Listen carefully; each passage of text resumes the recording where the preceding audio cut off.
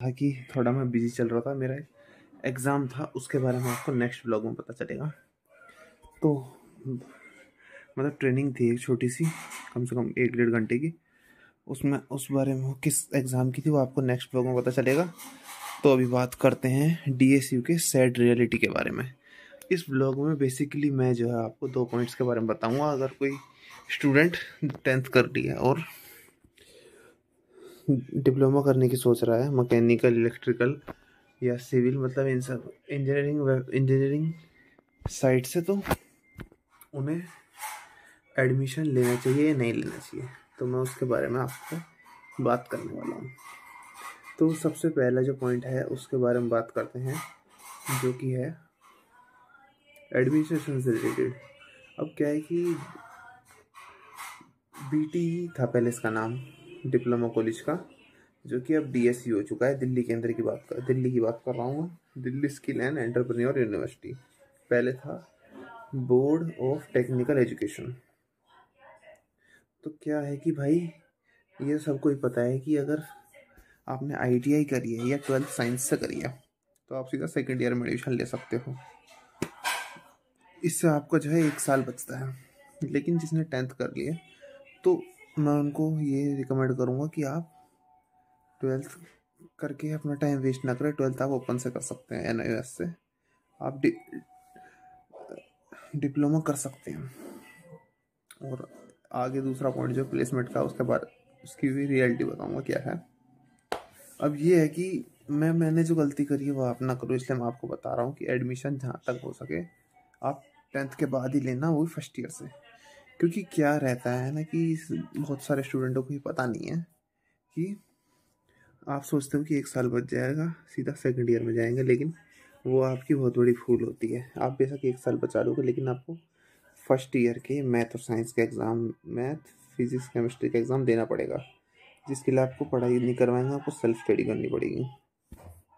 तो ये रही बात उसकी। तो सबसे बेस्ट ऑप्शन है आप 10th के बाद जाइए और अपनी जो मतलब आपको जो सब्जेक्ट पढ़ाए जाएंगे आप फिर वहाँ ही पढ़ाए जाएंगे, तो फिर आपको रिलेटेड उस एग्ज़ाम को अच्छे से क्रैक कर पाएंगे। हमने ये गलती करी थी, हमें पता नहीं था, हमने एडमिशन ले लिया 1 साल बचाने के चक्कर में।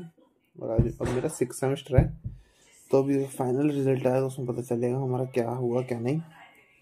तो सेकंड टॉपिक की तरफ बात करते हैं, प्लेसमेंट का। अब क्या है कि हमने तो अपनी मतलब टाइम काफ़ी वेस्ट कर लिया, जिससे कि अब मेरी एज हो चुकी है 25, तो बहुत सारी कंपनियों में एलिजिबल नहीं हूँ। जैसे बड़ी बड़ी कंपनी होती है, मारुति, अशोक लीलैंड, एस्कॉट और एल&टी, जितने भी अच्छे अच्छे नाम की कंपनी है, इनमें मैं एलिजिबल नहीं हूँ, सिर्फ एज की वजह से।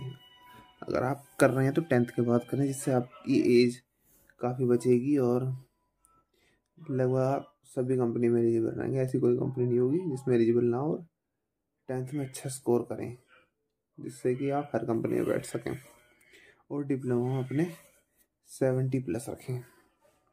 हर सेमेस्टर में 6 सेमेस्टर होते हैं, तो हर ईयर में 2 सेमेस्टर होते हैं। हर सेमेस्टर अपने 70 से ऊपर रखें, जिससे कि आप हर कंपनी में एलिजिबल रहेंगे। तो ये थे मेरे दोनों पॉइंट डिप्लोमा के बारे में। और अभी तो फ़िलहाल मैं मैकेनिकल से डिप्लोमा कर रहा हूँ, मेरा फाइनल सेमेस्टर स्टार्ट होने वाला है, मतलब 5th सेमेस्टर के एंड टर्म एग्ज़ाम दे दिए हैं। तो अब तो हम कर ही रहे हैं। तो प्लेसमेंट वगैरह का तो ऐसी है कि भाई कंपनियाँ आती हैं, कुछ कम सैलरी भी भी आती है, कुछ ज़्यादा भी आती है। मैक्सिमम आती है 35,000 तक सैलरी होती है, इतनी मैक्सिमम कंपनी आती है भाई। मैं सच बताऊँ तो 15,000 से लेकर 35,000 तक। और कि कोई कंपनी ये नहीं कहती कि हम परमानेंट बेस पर रखेंगे, लेकिन शुरू में ट्रेनिंग होगी। ट्रेनिंग के दौरान अगर काम सही करोगे, उन्हें लगेगा कि भाई बंदा आउटपुट अच्छा दे सकता है, तो आपको रखेंगे, वरना टाटा बाय बाय बोल देंगे। सीधी सी बात है। स्किल होगी तो काम तुम अच्छा करोगे, और स्किल नहीं होगी तो आपको नहीं रखेंगे। शुरुआत में तो कुछ टाइप का बॉन्ड होता है, तो रखना ही रखना होता है आपको। तो ये थी डीएसयू की सैड रियलिटी। तो मिलते हैं इसके नेक्स्ट वीडियो में। सो गाइज, ये था डीएसयू के बारे में कुछ रियलिटी। और अगर आप भी डीएसयू के स्टूडेंट हैं तो मुझे कमेंट में करके बताना आपके साथ भी ऐसी सिचुएशन है या नहीं है। तो मिलते हैं इसके नेक्स्ट वीडियो में। ये आज का व्लॉग नहीं हो पाया, वीडियो हो पाई किसी सीरियस टॉपिक पे, तो बताना कैसी लगी।